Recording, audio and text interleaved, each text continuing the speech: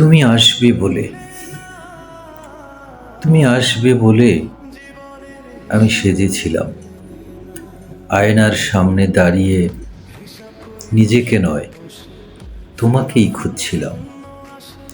চুলে হাত বুলাতে বুলাতে মনে হচ্ছিল, যদি আজ তুমি তাকাও, যদি আজ তুমি বলো ভালো লাগছে। এই একটা কথার জন্য কত প্রস্তুতি যে ছিল, তা কেবল আমার হৃদয়টাই জানে। তুমি আসবে বলে ঘরটাও অন্যরকম হয়ে উঠেছিল। জানালার পর্দা একটু সরিয়ে রেখেছিলাম, যেন আলো ঢুকে পড়ে, যেন তুমি ঢুকলে আলোটাও তোমার সাথে আসে। টেবিলের উপর রাখা কাপটা বারবার শুনেছি, তুমি বসো, যদি চা খেতে চাও। এমনকি নীরবতাটাকেও সাজিয়েছিলাম, যাতে তুমি এলে কথা না বললেও অস্বস্তি না হয়। তুমি আসবে বলে সময়টা পরীক্ষাটা চলছে ঠিকই,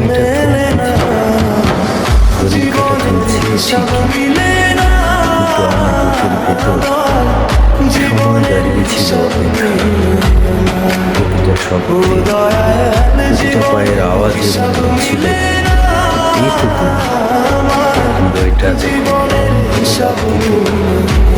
যেন বহুদিনের হারানো কিছু ফিরে আসছে। শ্বাসটা ধীরে ধীরে ভারী হয়ে উঠল। আয়নার সামনে দাঁড়িয়ে বুঝলাম, আমি আসলে নিজেকে সাজিয়েছিলাম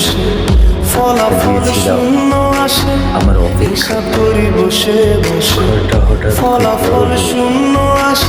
আলোটা অচেনা, সেই কাপটা ঠান্ডা হয়ে গেল, যেমন ঠান্ডা হয়ে গেল আমার বুকের ভিতরে